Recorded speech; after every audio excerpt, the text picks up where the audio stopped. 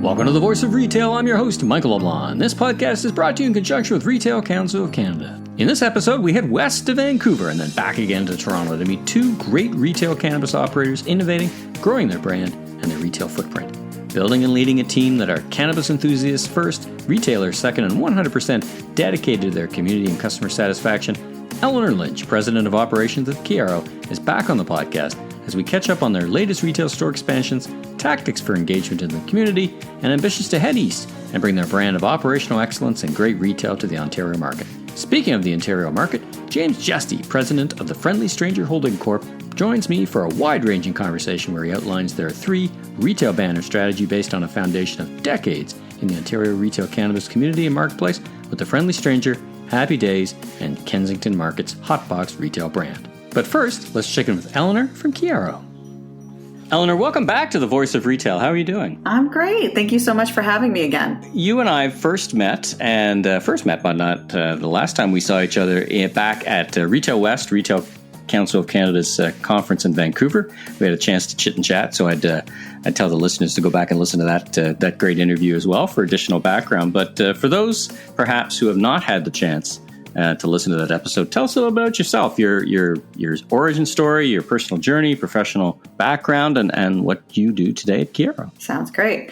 Well, I'm the president of operations at Kiaro. It's a cannabis retailer based out of BC. We currently operate in BC and Saskatchewan. And my journey with Kiaro started in July of 2018. So it's been 2 years. I just came up on my anniversary actually last week. A wily veteran at this point. Yeah, actually, that is very true now in cannabis. Yeah. And it's been a great journey. I joined Cannabis because, it was a wonderful opportunity to join a new brand, experience a new retail setting. And I'm a lover of education. And so I'm also a lover of cannabis. So it was a great combination. And I was very excited to do it. And so the 15 years that I spent was at multiple formats, whether it was small, square foot, high experiential, or medium box retail. And then I ended in sport accessories with Lid Sports Group. And I was with them for 8 years. So it's been quite a journey of learning new things and discovering new pieces, whether it's fashion, accessories, sports. But I think retail is one of those careers a lot of young people don't consider, but it's wonderful. Retail is not dying. I think that's the thing you read about all the time. Retail's dead. It's not, but it is an exciting career, but not for the faint of heart. Well, your journey reflects many of the discussions I have in all kinds of sectors where this personal and professional worlds tend to come together. I did an interview last episode with StockX founder Josh Luber, who is a fan of collectible sneakers. And then he discovered, lo and behold, he launched a whole innovative new concept that could make a big bag of money from it. So bringing the two things together, and your story is similar to that. So big, deep operational experience brought into the cannabis sector. So tell us about Kiaro. I had the opportunity when I was in Vancouver in the fall to shop your wonderful flagship store in the Kingsway. I thought, such clever merchandising. It was a great store. I think it was a rebuild or a refit or retrofit of an existing dispensary. But tell us all about Kiaro, how many stores, where they're located, and kind of how you go to market. Sure, that sounds great. Well, so like I said, we are based out of British Columbia, and we have right now 2 retail stores in Saskatchewan and a partnership wholesaler as well in Saskatchewan, which has been a wonderful experience. And then 4 in BC with another one opening in late August, early September, which will be our Nanaimo location. So we're right now in Port Moody, Kingsway, Vancouver, Commercial Drive, Vancouver, which is very exciting, and Victoria, British Columbia. And each of our stores looks very different from the next. So you were in kind of a remodel of an old dispensary. We really focused on reusing and revitalizing the space so that we could, minimize the repurposing of items in the store. And then the other stores, again, we try to really create unique experiences that had a consistent shopping journey, but looked more like a part of each neighborhood they were incorporated into. And through that journey, what we've learned, every store being slightly different, is, what works, what doesn't work, what we really liked from an employee perspective, what team members told us on the floor. Hey, this works really well, whereas this is maybe more challenging. And what consumers love, like what is their expectation. And consumers definitely enjoy the experience of Kiaro. We've got great repeat customers and great feedback from our latest store, Commercial Drive, which opened on Canada Day. Well, I want to get back to that whole discussion around what customers are enjoying and what you're hearing. One of the things you said and picked up on a couple of times is how you fit in the community. And community is clearly a big part of how you go to market and your brand, and I think part of your ethics as well. How does that reflect itself in the store and at the retail level and how you go to market?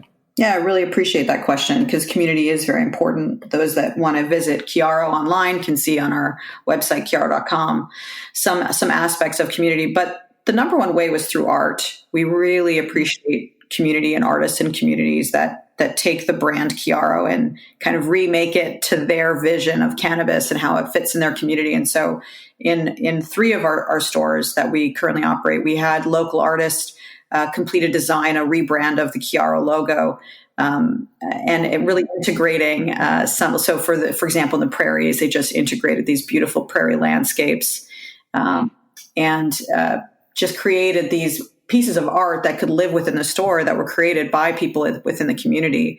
And so it has this, real special resonance for those that work in the store every day and get to tell that story to customers that walk in. And then local business owners, finding out what works for local business owners, making sure we're partnering with them, making sure they're comfortable with, the customers and what's going on in and around the businesses that we operate in. Because there are a lot of people that are new to cannabis and a bit nervous about it when you join the business community. And so I think between those two things, what's happened is we've been able to weave, a wonderful relationship with those that operate in the community as business entities and consumers that, really want to see cannabis represented from a community perspective. So those are 2 of the other ways. And then finally, we've had a lot of work done. Andrew Gordon is an advisor for us now, but was our head of community and just did a beautiful job of really teaching all of us here at Kiaro the importance of networking, communicating with people about cannabis, and bringing it to them at their level. Yeah, it's certainly early days. I love your approach to being a good neighbor, basically, which is, hi, we're here. And, just taking on the fact that not everybody may understand you and your background, but I'm sure that comes across pretty quickly and integrate the changing of the graphic of the logo to suit the community is a fantastic idea.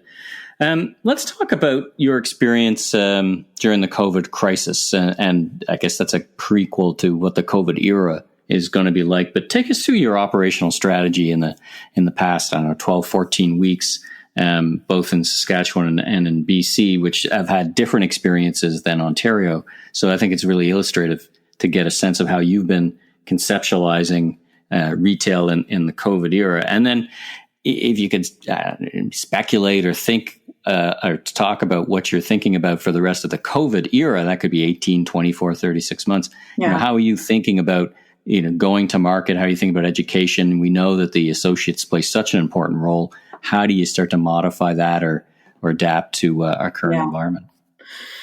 Yeah, great question. I think, listen, that took everybody by surprise. We were opening a store right when the day that they called a BC emergency. It was our first day open in Port Moody.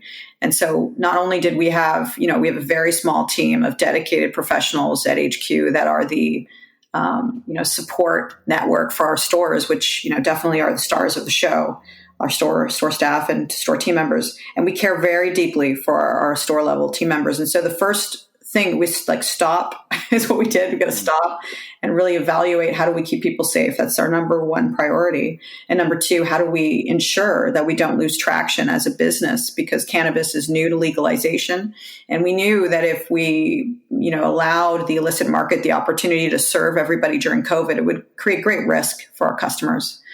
So, those two are not competing. Those two work together dynamically to really create a wonderful opportunity to find solutions, to work with your government stakeholders to make sure that they understand the implications of what could happen. And so I think that's what we did quickly, was mobilize on both those two fronts. And we have, again, really just phenomenal people at HQ that support our stores, and they took that very seriously. And so talk with our government stakeholders, talk with industry associations to make sure that, we all were aligned about what was important. And we have a wonderful infrastructure and collaborative community in cannabis, which is very unique, I think. And at the store level with team members, it was really, let's do everything we can to protect people, from masks to gloves to, how to keep supplies in stores for cleaning. That's more challenging than most maybe would appreciate for a retail store. March 2018 to March 18th, 2020. That was tough. Right. Lysol, was tough. But the other thing is that Kiaro, when we first started the journey, we started it out as a consumer-focused retail brand, and consumers definitely expect to have a multiple channel experience. And so we were really positioned very well to be able to pivot, and we operate e-commerce and last mile delivery in Saskatchewan. And so we were able to take the infrastructure that we have and pivot it to a reserve online, pick up in store model. And we saw that our people popped that up in 4 days, Michael. Wow. 4 days. Wow. Congratulations. I know. I'm just always just absolutely astounded by their capabilities. And I find, in general, people, and I actually, on this episode, James Jesty from Friendly Stranger was talking about in Ontario how they stood up curbside and home delivery in a matter of days. And he said, but we're a small format store. And I said, that's very humble. It's a hard thing to do, no matter how big your store is. Mm-hmm. There's a lot of moving parts to standing up that kind of, particularly in the face of a crisis, but at any day, it's a hard thing to stand up, right? Oh, absolutely. And do consistently well. And that's the other part. And have everybody on board to understand that it's not, it sounds simple, right? I'm just going to go reserve online, but there are all these standards. How hard can it be? It's very hard, actually. It's very hard. To your point, there's a lot of little things that have to be considered. And that means that you have to have very industrious, very proactive, very engaged workforce that says, we're, come hell or high water, we're going to do this and we're going to do it together. And they did that beautifully. So I think that what allowed us to do it quickly was not just our great work ethic and core values, but we do have a multiple channel retail infrastructure. And so that allowed us to, customers, when they come into Kiaro, they can browse all of their items right through their own personal shopping screen. And so that helped a lot because it keeps the touch points down. Everything is wiped after every use. So that was the primary, was how do we keep staff safe? How do we keep customers safe? Instituting very quickly rules about how many people we were one of the first that instituted, very limited capacity inside of our stores. Never shut down business for one day. And again, that's the testament to, working in cannabis, you got to be agile and you have to be a quick thinker, but you have to build a team of quick thinkers, which has been the biggest challenge over the last 2 years. It's, what's interesting is as you describe these elements, what has customers' response been? I mean, we've been calling this, this being COVID is in some ways the great acceleration. In other words, trends that were already happening have been accelerated by years. Of course, the poster child for that is e-commerce grocery, right? That suddenly leapt forward where people realized, hey, this maybe is a better way to shop for my product. Have you been experiencing the same thing? I mean, there's a need to do it initially, but is it your perception that customers like it and they're going to say, listen, I'm not sure I'd go back to shopping in store. Cannabis is a unique category. What's your experience been? I agree. I think customers absolutely have changed their shopping habits permanently. I think that they enjoy reserving online, picking up in store, or buying online, picking up in store. So I think customers are definitely enjoying that convenience. And I think that it's only going to get better in terms of the UI and experience on the customer side. So I think it's an exciting time, although scary. And that's the thing about these big moments in history is they're never one thing. They're usually multifaceted. And so I think that if you can try and keep that positive view and really talk about how you can service people better in a scary environment, it leads to these innovations that are quite exciting. But again, I think it starts with very agile, open-minded team members and core values. So But for sure, the data points are that customers like reserving online and picking up in store. They like last mile delivery. How you make last mile delivery profitable and all the other things that go along with last mile delivery is, that's the whole other side of the discussion, right? How many times are you going to touch the same product in the store and still make a profit from it, right? Exactly. But it has been interesting to view. The customers have responded very positively. I think that we had a firefighter that came in one early days, and he said, "I'm only ever shopping at Kiaro because it's the cleanest store I've been in, bar none." For Cannabis. And so that was, for the staff in Port Moody, the gentleman that's where he was when he was shopping. They were just, really proud of themselves and big pat on their back. And that's them making sure that they're cleaning everything and taking the precautions. I always thought that in the 1836 months, what we would see is a lot of online reorders of products that became customer favorites. So kind of using it as replenishment more than discovery. And I was reading the research, you probably saw it as well, that a lot of the cannabis brands aren't resonating at all with customers, according to the research. What's been your experience? Discovery of new product. Is it customers who are coming in and saying, I want a particular strength or I want a particular, value, like I have a certain amount of money I spend, or, are brands starting to make any inroads in, I'd love to see Houseplant, which is like originated as a BC brand. What's been your experience? Yeah, I think the data is accurate, and I don't think it's that surprising. I think I was surprised by how others were surprised by that. I think what I didn't notice is how people would slap brands on everything and say they were lifestyle or they were this kind of brand. And I thought, it really does a disservice. Is it really? Right. It doesn't actually build lifestyle brands. Yeah. It takes time. It takes an understanding of where the consumer is at. And the consumer is evolving as we go from the, gray market to now what's an illicit market to a white market. I mean, that's a consumer that's evolving. And then you have consumers that just would not partake until it was legalized. And so to suggest that you know exactly what your customer wants, you have a vague idea of it. But then I think you've got to earn it. And I think, is your question, has anybody earned it yet? I think that's still yet to be determined. But we see some interesting approaches. Certainly, craft cannabis is gaining steam, and we see some really great vendors on the market in that category. And we certainly see a lot of companies that have invested in scaled operations to provide consistent quality product. So I think that there's a lot to come in that particular regard as to who's gonna I can't wait to see who actually pulls it off. So interesting. So in some ways it's still up for grabs. It's early days. How have your customers been reacting to the 2.0 product? Released with much excitement, though the product flow was pretty slow. What have you seen the reaction in the stores for? I think generally it was well received as yet another great assortment, another great bundle of products that could compete against the black market. What's been your experience?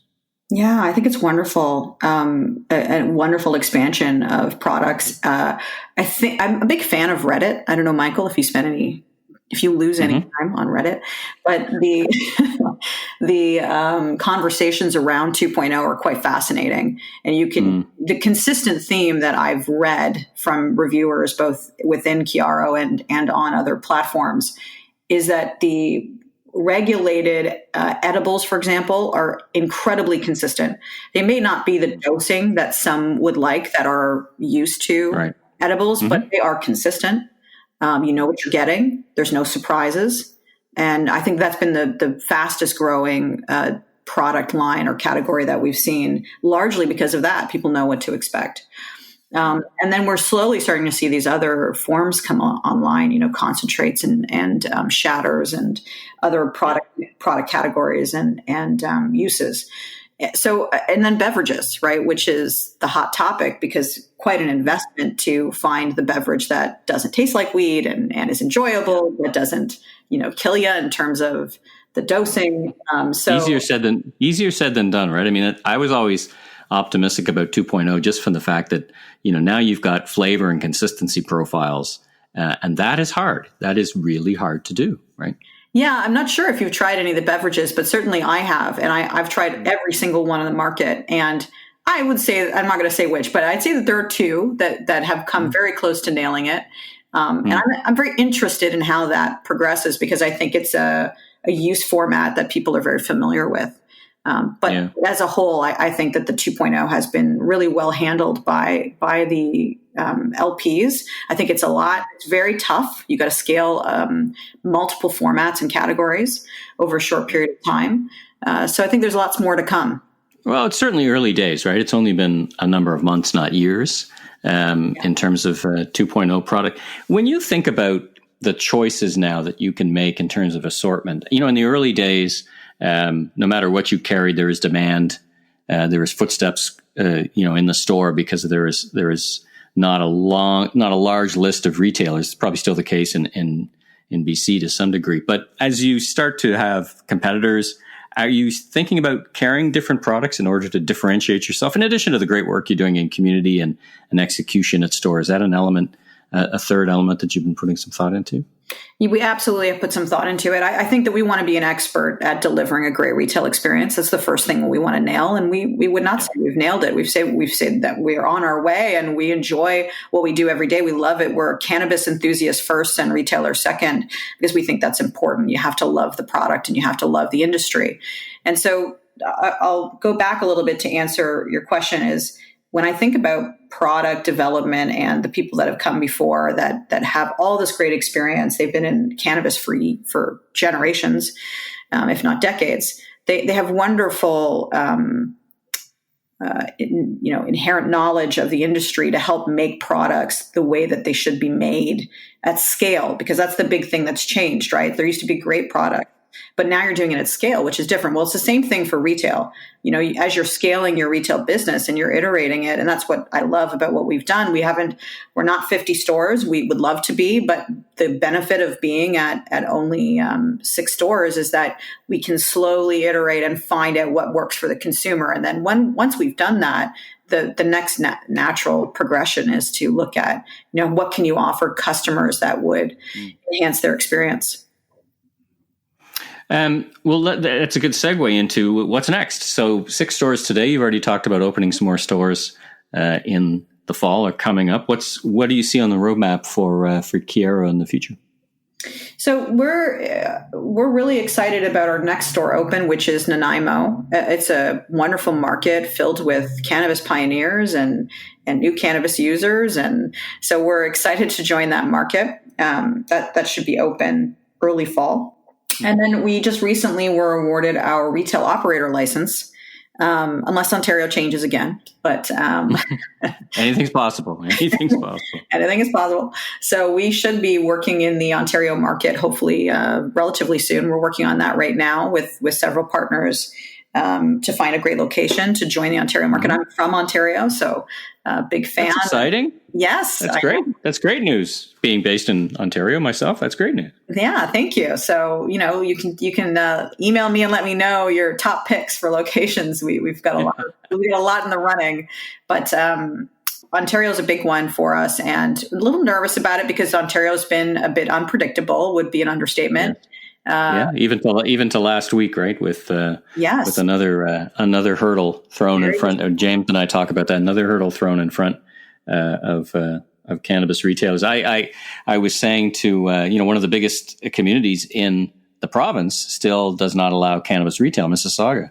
I was on local Mississauga radio, kind of imploring the mayor, who I think is one of the people listening to the show. Listen, you're talking about needing tax dollars and great jobs. As a whole community ready for you, great operators ready to step in and help the city in both those regards. So, the more people talk about it, the better, right? Yeah, I will listen to that show that you did, and I'm glad that you took the time to use a platform to talk about it. It is, one of those things that Kiaro really hopes to add value for community members that are looking to ask the questions. Why should we allow cannabis, and what are the risks associated with it? I think there's enough use cases now for counselors that don't know or have questions to reach out and talk to people that work in the industry. And so Kiaro is happy to have those conversations, because counselors that manage those decisions, they are trying to do what's best for their community. And I think that part of it is the uncertainty of it. So hopeful that Mississauga changes their mind, as well as a few other municipalities in Ontario. So that would be the big thing, really, and then focused on all of the other channels that consumers want to interact with their choice cannabis retailer on. So whether it's reserve online, pick up in store, buy online, pick up in store, last mile delivery, really kind of expanding the offering to our customers to make sure that they're able to connect with cannabis in a way that works for them and their lifestyle, especially during this era of COVID. Well, congratulations on everything you've been able to achieve in the before COVID, during COVID, and in the future. It highlights the success and the professionalism of great operators in these sectors. So congratulations on that, and I wish you much continued success. If anyone wants to get a hold of you, is it LinkedIn? Is that the best way to get in touch and connect? Absolutely. Please don't hesitate to connect with me on LinkedIn. I always respond to most of the messages that come my way. There's quite a few. And please visit us at www.kiaro.com. Well, very good. Well, thanks again for being on The Voice of Retail. I wish you an amazing week and summer ahead, and look forward to catching up in the fall. Thank you so much for the invite and for the great conversation.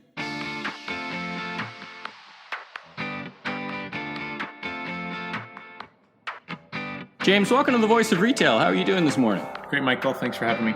Well, it's great to have you on the show. You and I have not had the opportunity to meet in person. I've met Robin, and in fact, he's been on a prior episode a long time ago, actually. Last year, we were at an Economist Cannabis Summit together. But why don't we start off? Tell us a bit about yourself, your own personal journey, professional background, and your current role. I joined with Friendly Stranger back, I guess, 18, 20 months ago or so. Kind of, right at the timing of announcements of open licensing, and just kind of that timing, whenever that was, end of a year and a half ago. The time blurs by, but yeah. So I started with Friendly Stranger, the Holdings Corp, which as employee number one, really. With the merge of Friendly Stranger along with the Happy Days brand, brought those two together, and I was hired to figure it out, was kind of the thing, and get retail stores open. Just ahead of the announcement of lottery, if we remember back to the 25 stores, I always like to joke. I literally handed in my resignation, got in the car and heard the announcement that they were going from open licensing to 25 stores. Immediately called my new boss and said, "So what are we doing? Do I need to turn around?" He said, No, we'll figure it out. So that's always the memory of the timing of when I started. Previous to that, I was came out of the restaurant business, was working for and running the Jack Astor's brand for service-inspired restaurants for the last, I guess, the 5 years previous to that. And then before that, really cut my teeth for 10 years working at Starbucks Canada, through a big part of their growth, started and, had about four different jobs through my tenure there. But, certainly learned a ton around, how to grow a business and how to do it rapidly at Starbucks, because that was definitely during the peak of, store openings and really growing that brand here in Canada. Yeah, lots of real estate strategy, real estate execution, and just operational chops, right? Mixed in and all that, right? Yeah. How do you open a bunch of stores all at the same time? Which didn't turn out to be your first mandate, as it turned out. But let's get to but look,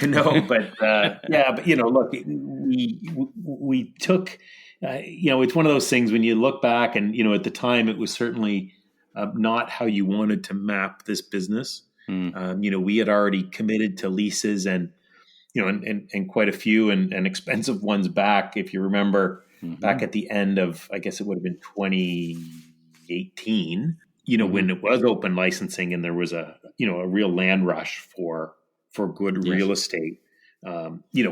We had signed a bunch of leases then.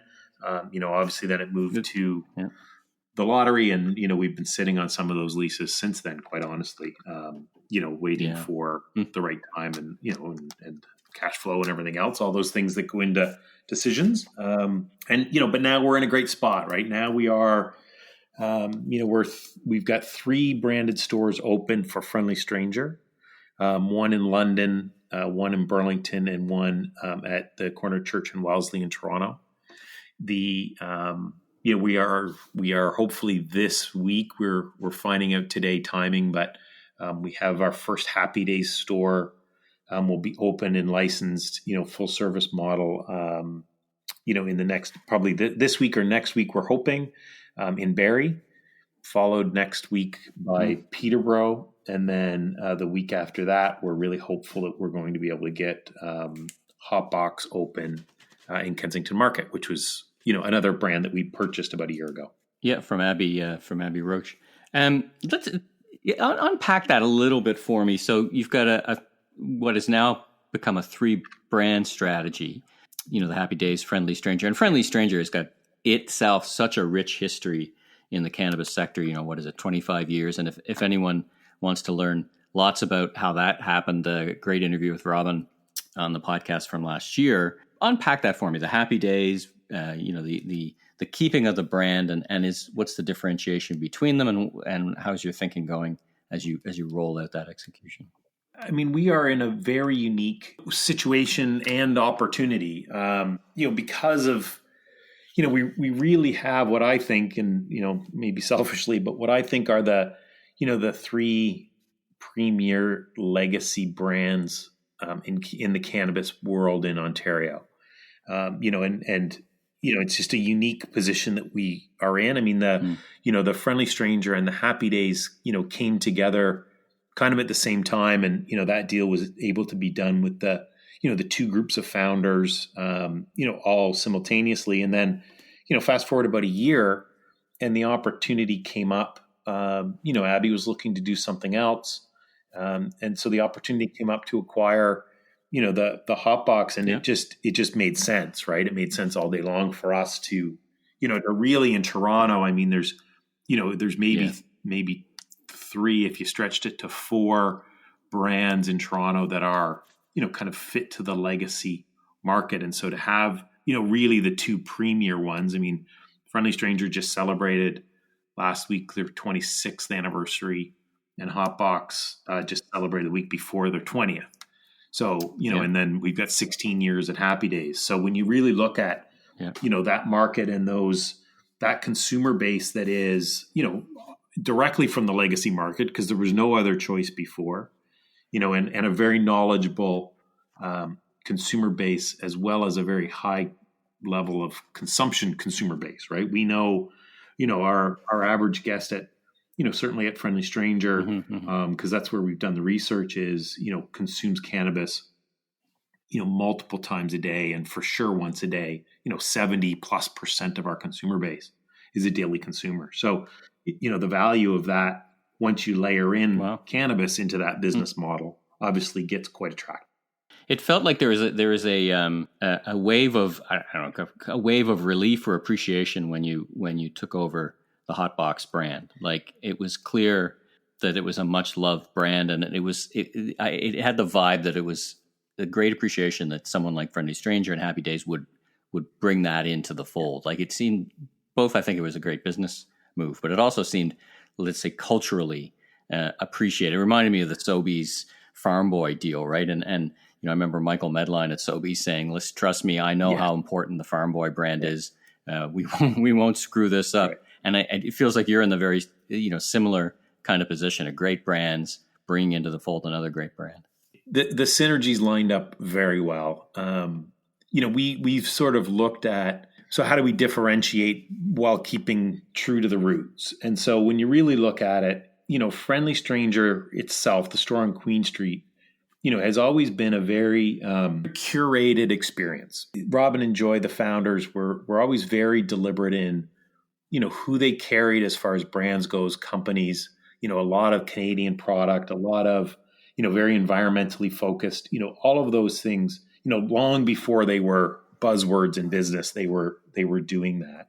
Yeah. And very local as much as you can. And, so it was very much that community approach on Queen Street, and very much what I would say is not an elevated experience in that it somehow is elitist, because it's the farthest thing from that, but a very genuine, very approachable experience for all cannabis consumers. And even, pre-legalization, but certainly early post-legalization, the consumer base in there is everybody you would see walking down the street, right? There really isn't a characteristic per se. Everybody from, the quote unquote Bay Street, suit and tie guys and gals to, what you would consider, the traditional, pot smoker, as much as I hate that statement, but, to paint a picture of what maybe the non-cannabis consumer pictures as a person, right? And then you look at the other brands,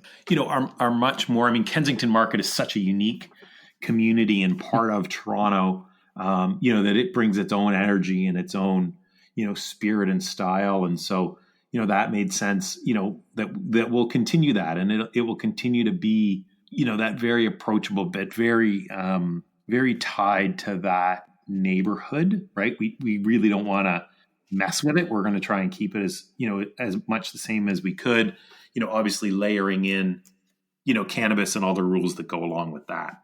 And just having it be that full experience versus, what it used to be, which was really the lounge piece, but as well as the accessories.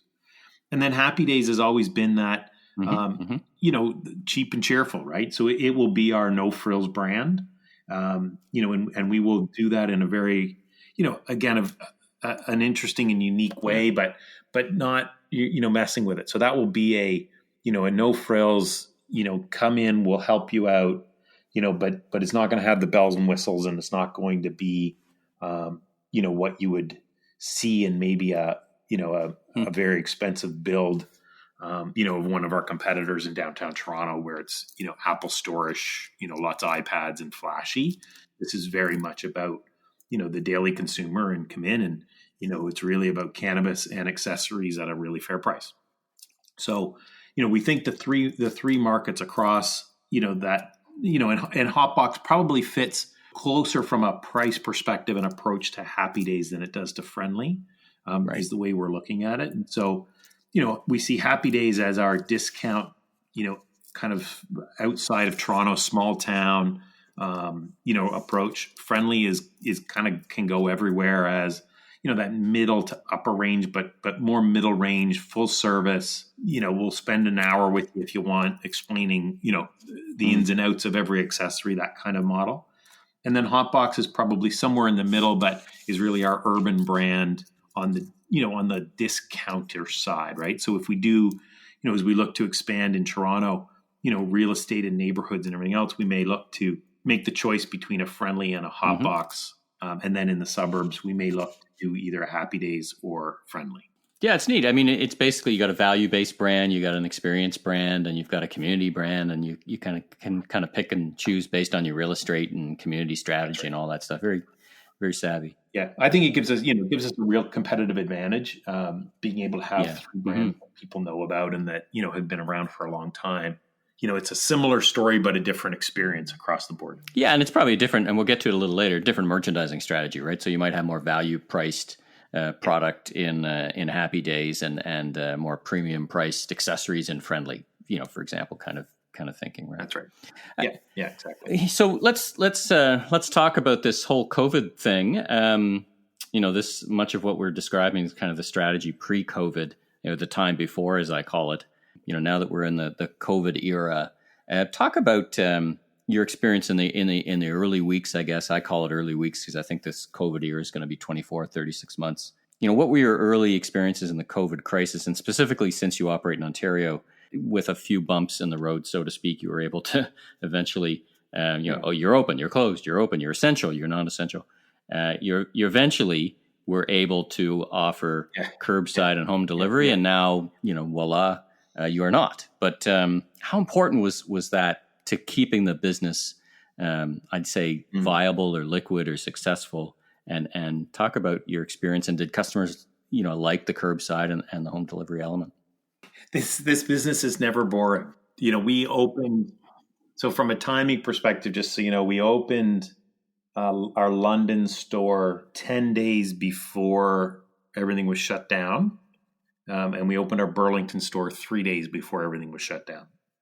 So, that's not how you would want to start a business, for sure. So we got those open, then we had to close for, to be honest, I don't even remember now. I think it was 3 days, 4 days, something like that before we were, sort of put back on the essential list, with an asterisk. It's all a blur. But it's all a blur now, right? So we rolled with it. I mean, we found out on, I think it was a Thursday, that we could be open as of the Friday with curbside and delivery. We did our first delivery order that Sunday. So, we jumped at it. We moved fast. Wow. The nice part about a small team is everybody just jumps in and gets it done. So, we figured out how to do that. We were lucky to have some partners, from a payment and a order processing that we had already signed up with, that were down a bit of a path that we were able to fast track, really to get the payment piece done. So we were, we moved fast on that. Quickly it became, at this point, it was still just the London and the Burlington store. Delivery really, really popped. I mean, we were lucky in that, out of our Burlington store, we were really able to deliver from, kind of the edges of Burlington, touching Hamilton, all the way through Toronto, because, obviously our brand, the Friendly Stranger brand, is best known in Toronto. We were able to pull orders there, and it was probably, it was a pretty good piece of business for us. The curbside model became, really quite popular, and even as we were able to, start to open the store for retail, and we were doing a bit of a, we were doing a one in, one out. We were, started to expand as we were allowed to, and I would say we were on the cautious side of all of that, being very particular around, all the PPE and making sure that, our staff and our customers were safe. And, we really, I think the team did a fantastic job on that. And so curbside became, delivery as things started to open up, started to tail off a little bit, as you would expect. But curbside remained, a big chunk of our business and certainly popular. So, and then we managed to get 6 weeks ago now, we managed to get our Church Street store open through all of this. Luckily the construction was basically finished when they shut down construction. And anything else that was left to do, we were able to do, very quickly and get the store done once we could get back open.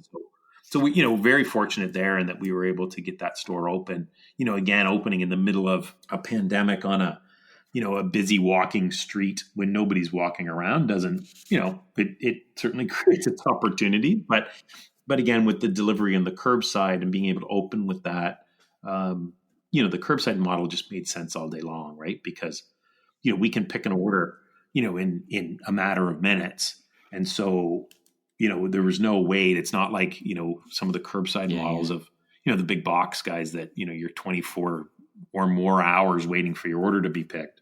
Ours are pretty simple, pretty small square foot. So, we were able to send people an email in, 10 minutes or less saying your order's ready. Yep. And so people got very used to that.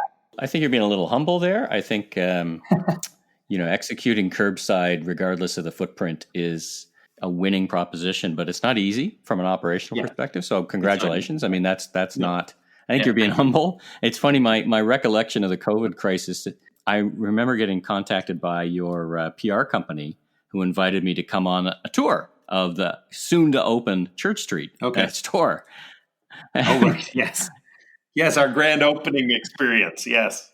But I'm like, this is exciting. I'd love to see it. I'm so excited. And then I'm thinking, I wonder how they're going to do. And then, oh my God, got shut down. Anyway, just kind of a funny anecdote, so to speak, or interesting anecdote that the COVID crisis in your store kind of collided for me pretty early on.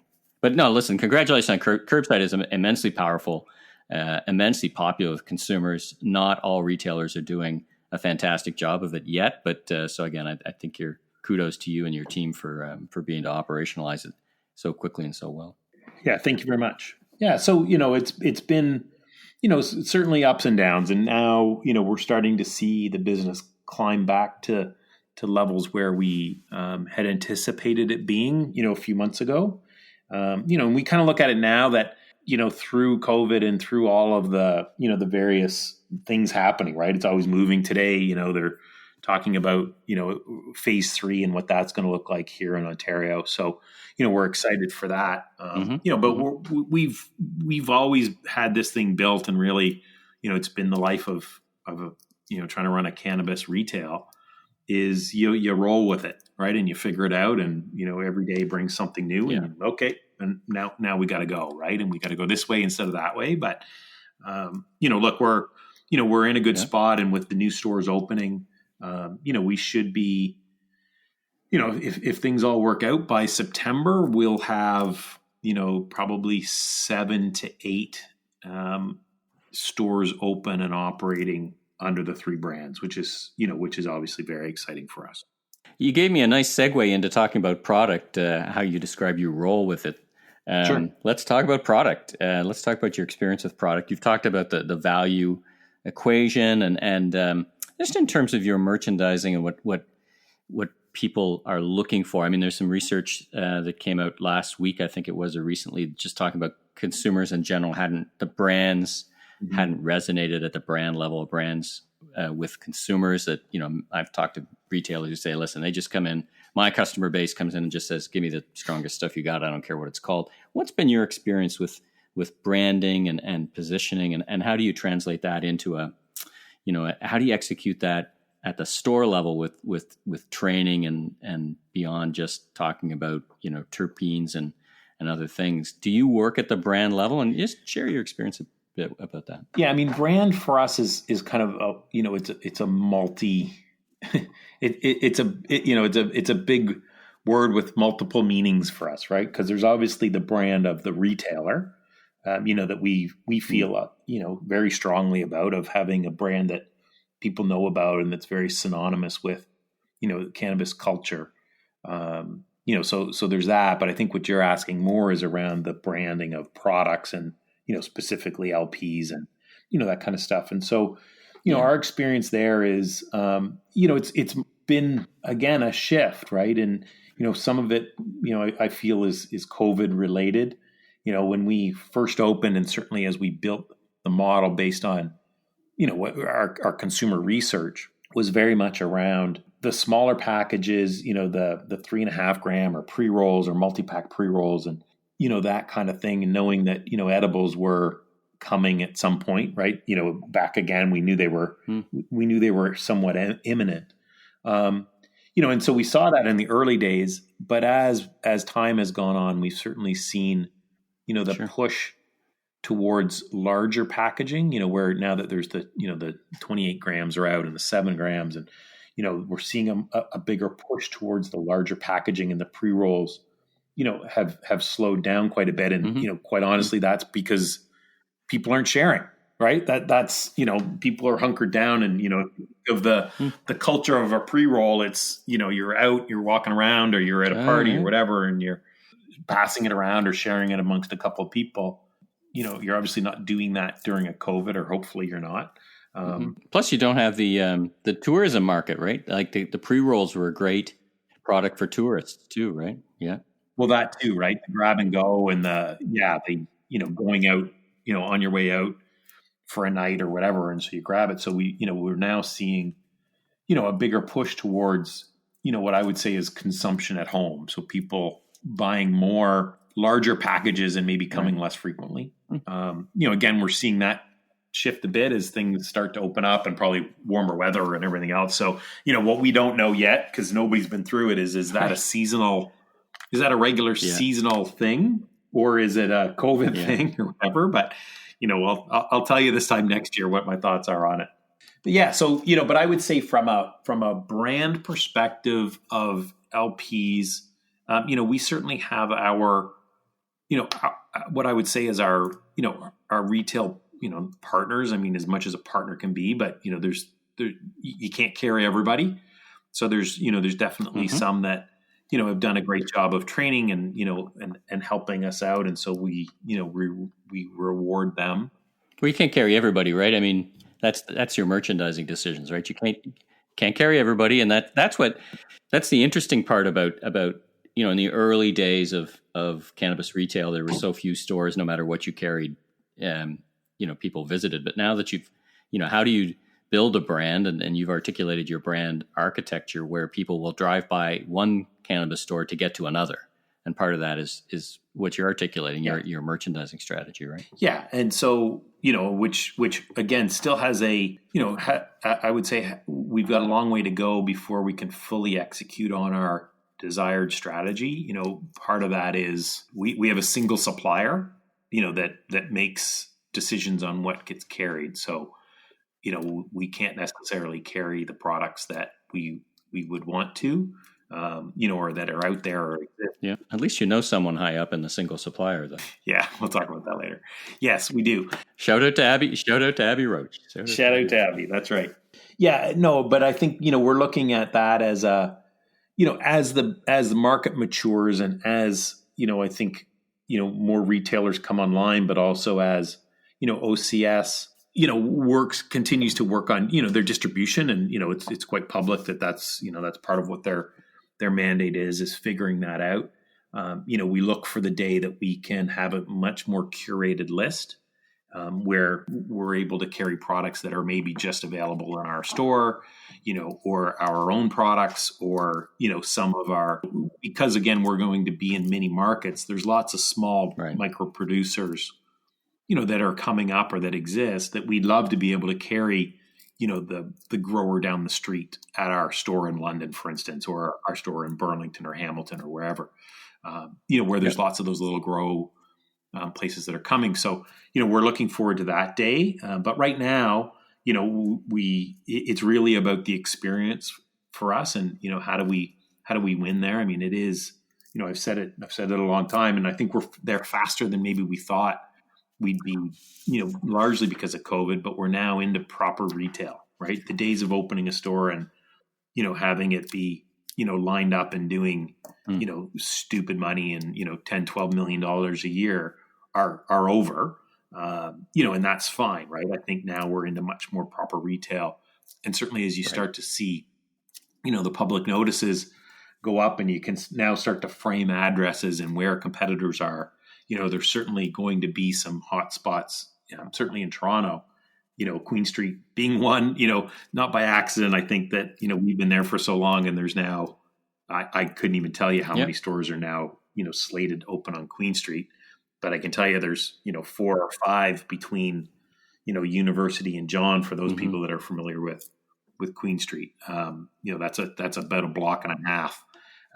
So there's lots that are coming and that's great, right? It creates competition. It's not unlike, where you see restaurants bulk together. Yeah. It creates momentum, right? Creates that ability for consumers to shop from different places. So it creates a destination, in other words, where they can make choices and you can compete, right? It does. And it creates even more of a need for us to really be able to, curate a list and create an experience that's unique from the store down the street, right? If we're all forced that we can only order the same products, it quickly becomes a tough one to compete against, right? If everybody carries the same product, and then it just becomes, to your earlier point, it becomes a price exercise, which none of us want to be in. Is how quick can you get to the bottom, right? Because that's not a sustainable business for you. That's just a race to the bottom strategy, which few, if any, can win. Well, listen, this has been a great discussion. I mean, you raised so many interesting points. I really appreciate the time that you've spent with us, with me here on the Voice of Retail. How can people learn more about your different brands, or yourself, or LinkedIn, websites? Where should they go? Yeah, I mean, friendlystranger.com is the home to everything, and really Friendly Stranger Holdings Corp is the parent company that, you can link everything all through there. But yeah, all the brands are on all the usual social and web and everything else that you would suspect. So we're pretty easy to find. Google Cannabis Toronto and you'll find us because we'll be at the top of that list. Well, such a great heritage in this in the city and in the province. So I wish you continued success and congratulations on what you've been able to accomplish in a turbulent era, in a turbulent industry, and congratulations. So thanks again for joining me on The Voice of Retail. Thanks, Michael. Appreciate it. Thanks to Eleanor and James for being my guests on this episode. If you like this podcast, you can subscribe on Apple, Spotify, or your favorite podcast platform. Please rate, review, and be sure to recommend to a friend or colleague in the retail industry. I'm Michael LeBlanc, founder and president of Emmy LeBlanc Company, Inc. You can learn more about me on www.emmyleblanc.co or, of course, on LinkedIn. Until next time, have a safe week.